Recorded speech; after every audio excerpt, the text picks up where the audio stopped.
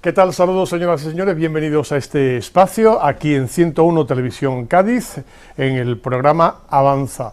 Y vamos con la primera entrevista ya directamente. Y no sé si vamos a hablar de arte, de tradición, de afición o de técnica, o quizás de todo, porque todo en conjunto probablemente pueda definir la técnica, el arte del que le vamos a hablar, que es el del bonsái, y lo vamos a hacer con uno de los mayores expertos, sin lugar a dudas, de la provincia de Cádiz, y como se dice aquí en Jerez, de parte del extranjero. Jerónimo Campoy, ¿qué tal? Bienvenido. Hola, buenos días, bienvenido. Gracias por estar aquí. Bien hallado, Esteban, bien hallado. Jerónimo, ¿arte, tradición, afición, técnica o todo junto? Pues yo creo que es todo junto, y no se te olvide también que es terapia. ¿Terapia? Sí. Eso ya no lo sabía yo. Sí, es terapia porque el ponerte delante de tu arbolito a trabajarlo y a tocarlo y tal, es como el que se monta en un barco y pierde el horizonte de vista y solamente ve el mar. Ya no piensas en nada más que en la pesca. Bueno, pues esto es igual. Cuando estás con el arbolito delante, ya te olvidas de problemas, de historias, de que siempre hay todos los días, hay algún problema, todos los días. Y bueno, pues es verdad que te tranquiliza y es una especie de terapia, ¿eh? ¿Cómo surge tu afición al mundo de los bonsáis? Pues mira, lo cuento en este libro. Vale, que se llama Detrás de la corteza. Que se llama Detrás de la corteza, eso es, sí. Un día nosotros teníamos una casa en Benamahoma y un día llegamos con los niños y tal y yo vi en una lata, ¿sí? No, perdón, no era ni lata, estaba en el suelo, ¿sí? En el suelo había una matita y yo no sabía ni lo que era, eso hace 30 y tantos años. Y bueno, la matita la saqué y la metí en una lata y me la traje para Jerez, o sea, ahí empieza, y era un acebuche. Ajá. Es el acebuche que es la foto, Sí. que es la foto de la portada del libro de bonsái, una obra inacabada, Sí. y es el autor del libro Bonsái Detrás de la corteza. Así empiezo yo con el tema de bonsái. Y bueno, empecé, en aquella época no había internet, no sabíamos nada de cómo trabajar un bonsái, no había los abonos que hay ahora. Una herramienta de bonsái te costaba un dineral, por no decir otra cosa. Y bueno, en aquella época era meritorio tener bonsái. ¿Y cómo aprendiste? ¿Con libros? ¿La biblioteca? Pues mira, contando con algunos amigos que ya tenían algunos bonsái y preguntando y tal, algunas revistas muy antiguas, traducidas del japonés, que fueron las primeras revistas que cayeron en mis manos. Y bueno, pues así aprendí. Y ahora llevo pues cerca de 20 años dando cursos gratis en los viveros, dando cursos de bonsái en los viveros. ¿Cursos gratis? Sí. A estas alturas de la película, escuchar la palabra gratis es complicado, es muy difícil, ¿no? Sí. Bueno, a ver, y tener la oportunidad de tener un curso de estas características con un experto gratis. A ver, en Vivero Los Cántaros, desde septiembre hasta mayo, primer domingo de cada mes, damos cursos gratis. Perfecto, aquí tengo la tarjeta, primer domingo de cada mes, de septiembre a mayo, en Vivero Los Cántaros, que está la carretera de Cortes, pero tienes que decir en concreto dónde es. Vivero Los Cántaros. Sí, pero ¿dónde, en qué localidad, pues cerca de dónde? Para que está en Estella del Marqués. Estella del Marqués. En Estella del Marqués. En el vivero, bueno, practicamos, todo el equipo, bueno, son cerca de 100 alumnos los que tengo. Todos no van al mismo tiempo, lógicamente, el mismo domingo, gracias a Dios. Si no, no cabríamos. Pero se trabaja los árboles del vivero para que practiquen y trabajamos los árboles que trae cada alumno. Entonces, no hay compromiso ninguno. El único compromiso es sacarse un carnet que cuesta 5 euros. Eso es lo que se paga durante todo el año. Qué bueno. Y con el carnet se tiene descuento en el vivero. Un descuento de un 10% en todos los referentes a bonsái. Y tienen derecho a participar en todos los cursos.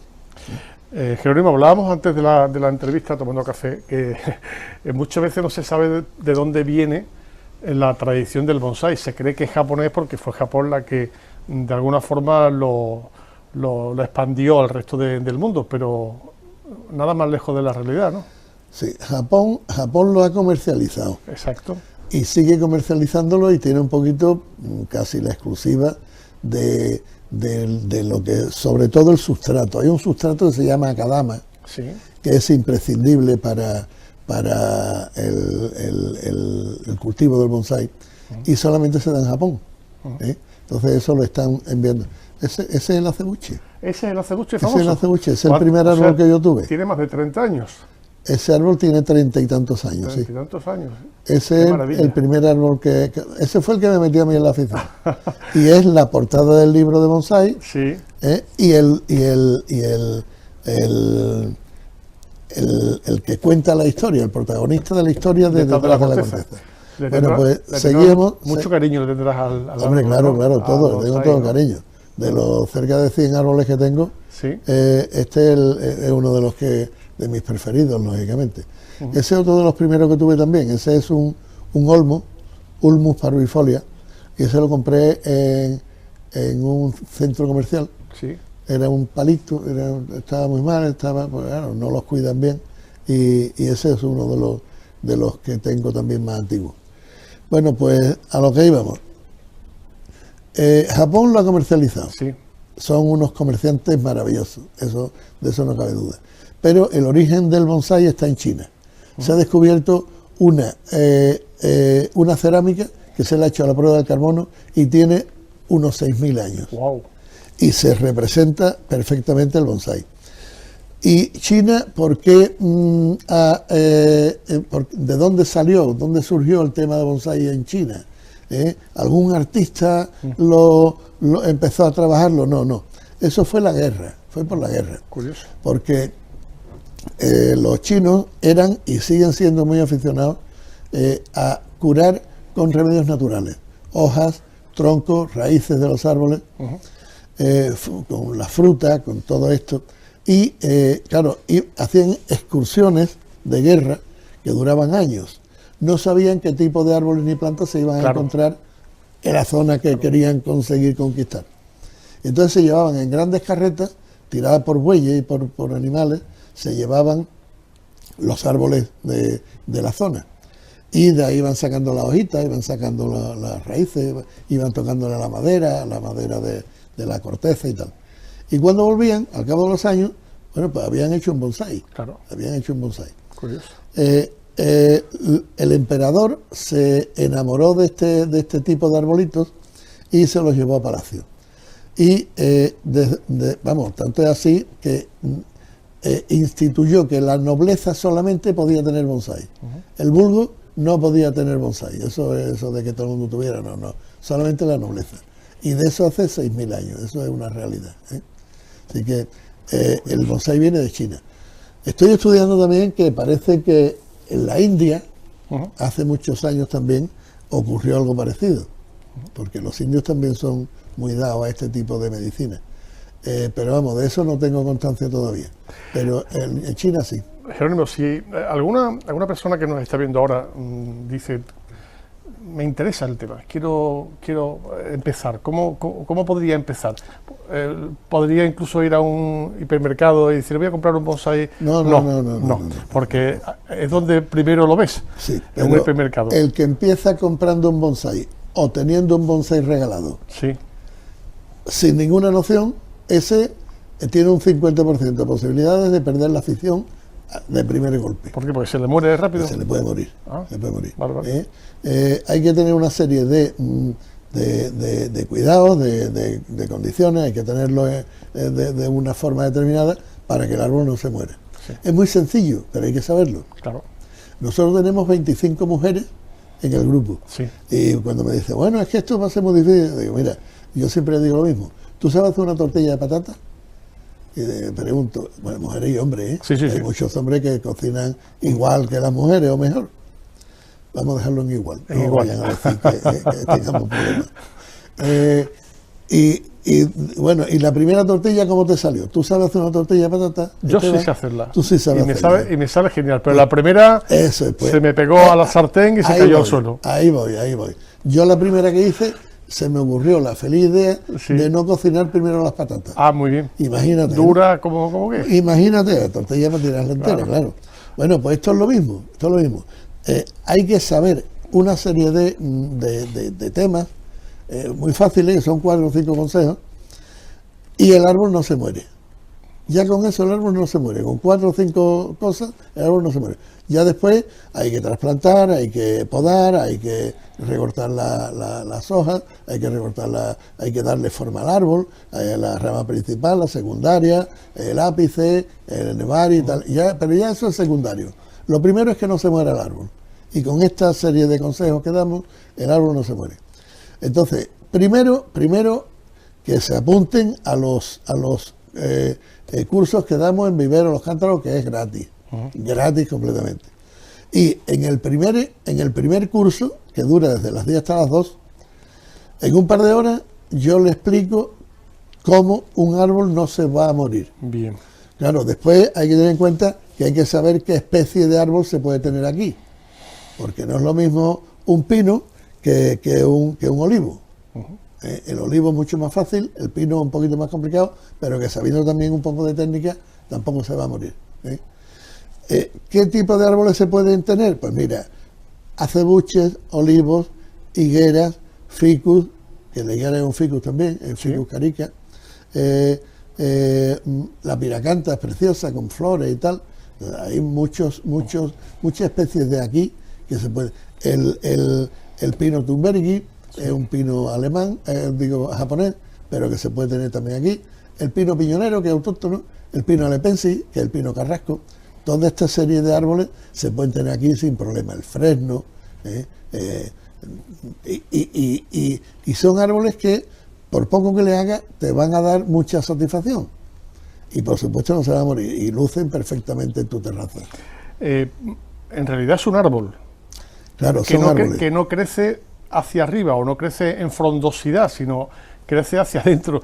¿Cómo lo puedes explicar para alguien como yo, por ejemplo, que no tengo ni idea de los bonsáis? Pues mira, ¿Cómo puedes explicar que un árbol, en vez de crecer alto como un olmo o como cualquier otro árbol, acebuche, por ejemplo, o un olivo, acebuche que es grandísimo, ¿no?, con una corteza tremenda, etcétera, cómo puede quedarse en una altura pues de 50 a 40 centímetros aproximadamente, sí, pero con todas las características de un árbol grande? ¿Cómo? Incluida la fruta, Incluida la fruta, Incluida la fruta, y la flor, la flor en el caso de que haya, ¿no? Las moreras dan fruta, la higuera da fruta. Claro, tú dices, el ¿cómo olivo va a dar fruta? Una cosita así tan pequeñita como da fruta. Pues da fruta, Pues perfectamente. explícanos, para el que no tenga ni pues te idea cuento, del mira, tema. un árbol, el árbol nosotros lo cortamos por arriba, le cortamos el ápice. Sí. Al cortar el ápice ya no crece. Porque si tú cortas por arriba, no crece. ¿Pero qué tipo de árbol? O sea, pero fronda. ¿cómo se comienza? Todos los árboles. Sí, bueno, pero, todos los que se pueden tener, claro. Vale. Todos los que yo te he comentado. Pero tú lo coges de pequeño, ¿no? El arbolito de simiente, digamos. El árbol se puede tener de cimiento, se puede comprar en el vivero ya con 10 o 12 años, 15 años. Por ejemplo, este tiene mucha flor. Este es uno mío también, esta es la bogambilia. Bueno, esta bogambilia, por ejemplo. ¡Qué maravilla! Esta bogambilia, resulta que un día me llama mi mujer, que había ido a sacar la basura, y me dice, Jero, hay aquí en la basura, hay un palo de bogambilia que digo, fíjate si abajo tiene alguna raicilla. Dice, algo tiene. El árbol tenía 2 metros. Bueno, pues allá voy yo con mi historia, y les digo otra cosa. Y mi mujer, y nos traemos a mi terraza el árbol de 2 metros. El tronco ese de 2 metros. Lo corto, a unos 40 centímetros lo corté, ¿Sí? y lo siembro. Y de ahí nació esa bogambilia. De bueno. un árbol tirado a la basura. Con una mínima Con una raíz, mínima nada, mijita casi de nada. raíces. Y bueno, y ahí está, y lleva ya 10 años conmigo. Qué curioso. Y está preciosa. ¿Por dónde íbamos? ¿Por qué no crece? Sí, vale. O sea, ¿por qué no es No crece, frondoso? mira. ¿Por qué no sube? El árbol, ya sea una estaca, Sí. como esta, ya sea un árbol que nace de piñón, como los pinos piñoneros, cuando tiene una estatura adecuada, la que tú quieres darle, Sí. cortas por arriba y ya no crece más por arriba. Vas cortando las demás ramas y lo que hace es que engorda el tronco. Sí. El tronco va engordando poquito a poco, pero no crece para arriba. Cada 2 o 3 años hay que sacarle las raíces y recortarlas. Wow. Hay que recortar las raíces. Con mucho cuidado, ¿no? Porque si no puede... ¿no? Yo este año he podido trasplantar como 70, 80 árboles, no se ha ido ni uno. El año pasado trasplanté más de 100 y no se ha ido ni uno. ¿Por qué? Porque tenemos una técnica que hace que no se vayan. Claro. Hace que no se vayan. Entonces, eso es un olmo. Sí. Es un olmo que yo quisiera que tú lo vieras ahora. Sí, ¿no? Ahora mismo no tiene nada que ver con eso. Ese olmo tiene un trabajo de madera muerta hecha muy fuerte. ¿Qué significa madera muerta? Madera muerta es lo que tú estás viendo ahí. ¿Ves que hay madera muerta? Sí, que prácticamente está hueco. Eso se le hace para que parezca más viejo. Ah. Eso se le hace para que parezca más viejo. Y mira, ¿ves? Todo eso es madera muerta. Curioso. Entonces, ya me he ido otra vez. Seguimos hablando de la altura, la altura, eso es. Y de la frondosidad. Mira, un árbol en la naturaleza, si tiene 3 metros de altura, puede tener 9 metros de raíces o más. Vale. Aquí al revés. Aquí lo llamamos árboles cautivos, pero que tienen mejor vida que los que están en el campo.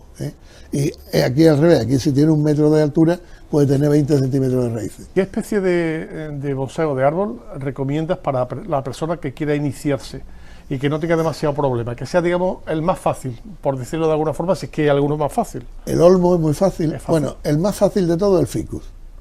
El ficus hay que matarlo para que se muera. Hay que ser muy malo para que perder un ficus. Habrá alguno que me esté escuchando y diga, pues a mí se me ha perdido un ficus. Pues tú no tienes ni idea. Ni idea. Entonces, vete al curso. Vete a los cursos y te enseñamos y no vuelvas a perder más ni un ficus ni un pino. Entonces, el ficus es un árbol ideal para empezar. La higuera también, el acebuche, el olmo. O sea, que hay muchos arbolitos con los que se puede empezar. Claro, no es lo mismo aquí, por ejemplo, que en Japón, está claro, ¿no? Porque el tiempo es distinto, la meteorología es distinta. El clima es parecido. ¿Sí? El clima de Japón, en muchas zonas de Japón, lo que pasa es que Japón es muy largo y tiene distintos climas. Pero en muchos sitios es parecido al clima que tenemos en España. Y de hecho, hay muchos árboles japoneses que los envían a España y los tenemos. Yo tengo un pino tumbergui que me llegó directamente de Japón. Bueno, Japón, Barcelona, Jerez. Y está precioso, está... Sí, pero lo que te decía que, por ejemplo, en el norte de España hay un tipo de árbol, en el sur hay otro, en el norte de Europa hay otro tipo de árbol, evidentemente... Ahí es donde hay que tener mucho cuidado porque resulta que muchas veces nos metemos en internet y empezamos y vemos tal. ¿Y cuándo hay que trasplantar? Pues hay que trasplantar en tal fecha. Pero espérate. Ese individuo que está hablando o que está escribiendo, ¿de dónde es? Si es de La Coruña, claro, no tiene nada que ver. O es de Madrid, claro. O es de Alemania, o está en Inglaterra, o está en Japón. Claro. Espérate, es que no es lo mismo. Por eso este libro ha tenido tanto éxito, porque es un libro escrito para el sur del sur. Y si aguantan aquí en Andalucía, en el resto de España, pues están divinos. Claro. Están divinos. De este ya digo, este ya la primera edición agotada. Esta es la primera, me quedan, no sé, son 6, 8 libros de bonsái una obra. Ahora hay que esperar la segunda edición. Hay que esperar la segunda edición, eso es. ¿Hay alguna asignatura pendiente de algún árbol que digas tú? Y te voy a poner un ejemplo, a ver qué te parece. Que es muy de aquí, de la zona, de la sierra de Cádiz. El pinzapo. El pinzapo no se puede tener como... ¿No se puede? No. ¿Por qué? Porque es un pino, ¿no? En definitiva. Es un pino, pero tiene que tener unas características de humedad y de tal, que en bonsái es imposible tenerlo. Y si, por ejemplo, nos fuéramos a la Sierra de Grazalema o allí en Villaluenga del Rosario, Grazalema, allí sí, ¿se podría, con las condiciones de humedad que hay? Yo en Benamahoma, claro, en Benamahoma he visto yo pinzapos en jardines. Sí. Y lo he visto, y delante de la casa tiene un pinzapo precioso. En Villaluenga hay muchos también. Mira qué bien. Pero aquí no, ni aquí, y si aquí no, en el resto de España menos todavía. Pinzapo imposible. Curioso. Imposible. Hay muchos pinos que sí, pero el pinzapo no... Me decías tú que el pino es muy complicado, ¿no? Muy difícil, ¿no? No. El pino lo que pasa es que tiene una serie de características que hay que tener en cuenta. Como por ejemplo el pH del sustrato. No, pero es muy sencillo. Tú no puedes estar... A ver, el acebuche, el olivo, esto lo riegas tú con agua directamente del grifo y están fenómenos, fenómenos, porque tienen un pH por encima del 7,5. Y el agua de grifo trae cal, y la cal sube el pH. Con ese tipo de agua no se puede regar un pino, porque quiere un pH por debajo del 7,5. Y entonces, ¿qué es lo que hay que hacer? Por ejemplo, bueno, pues tú llenas un bidón de agua y le añades limón y lo dejas 2 o 3 días. Y ya con ese agua puedes regar un pino y el pino no se va. Esas son las técnicas que tú enseñas, ¿no? En el curso. Claro. Y que viene en el libro. Entonces, y eso es, claro, después, una de las cosas principales que hay que tener en cuenta cuando tienes un bonsái es que el sustrato tiene que ser drenante, tiene que drenar perfectamente. Tú tienes que estar echando agua por arriba y salga por abajo. Vale. Y mojar todo el sustrato y lo dejas, ¿vale? En los cursos siempre me preguntan ¿cuántas veces hay que regar? No, eso está mal hecha la pregunta. No es cuántas veces, sino cuándo hay que regar. Vale. ¿Cuándo hay que regar? Se riega cuando el sustrato está seco por arriba. Cuando el sustrato está seco por arriba, se riega hasta que el agua sale para abajo. Pero sin embargo, no hemos visto tierra en casi ninguno, ¿no? Casi todos son pequeñas Claro, piedrecitas. es que no es tierra, es sustrato. El sustrato es acadama, pómice, fibra de coco y kiriu si queremos bajar el pH, porque también hay un sustrato que baja el pH, que es el kiriu y la canuma. Qué bonito Jerónimo. Ese es un olmo. Qué bonito. Ese es un olmo, ese lo vendí.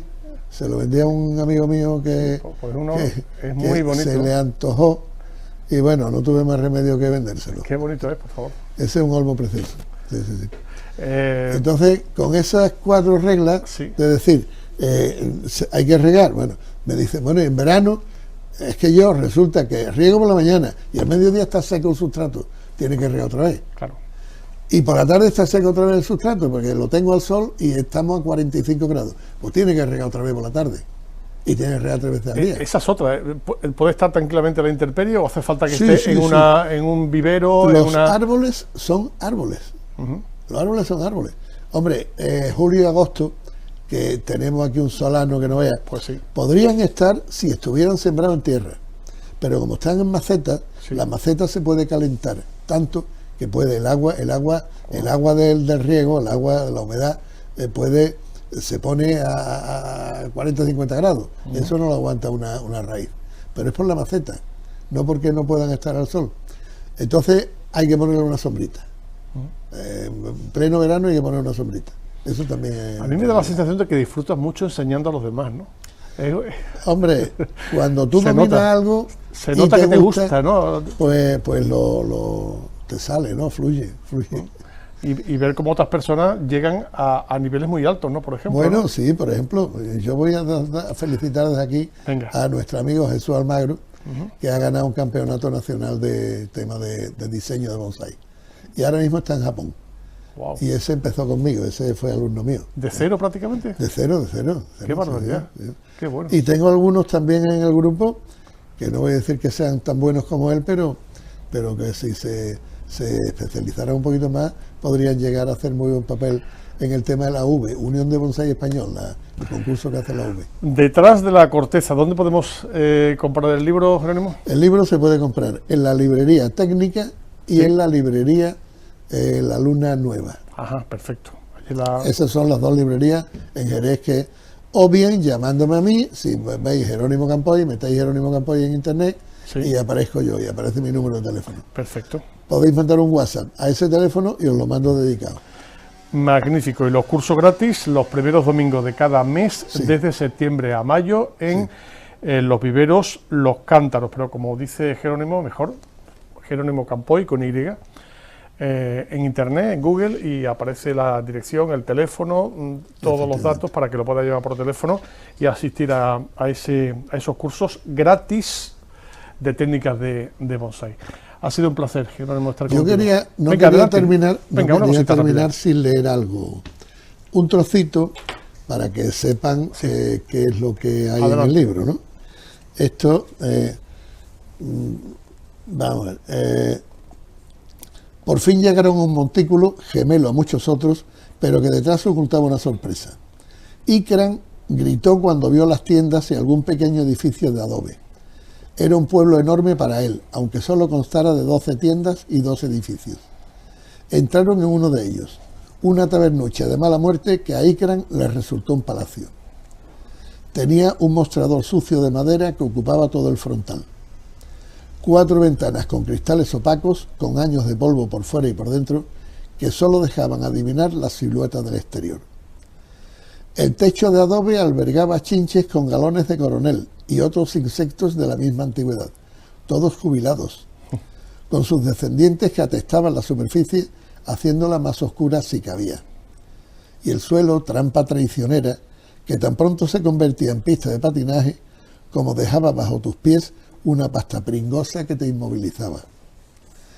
El individuo que estaba detrás del mostrador, digno representante de una repulsiva película de terror, en su cara el sudor marcaba surcos entre el polvo y la suciedad, y rebasaba los tropezones que los insectos muertos y algunos y otros vivos obstaculizaban su recorrido.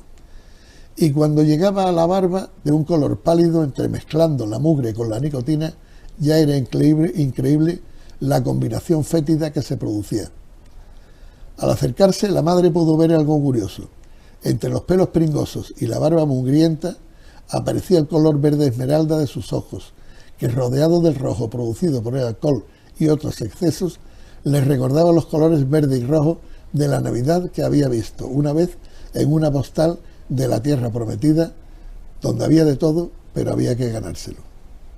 Detrás de la corteza, Jerónimo Campoy, ha sido un placer. Muchas gracias. Muchas gracias a vosotros. Gracias.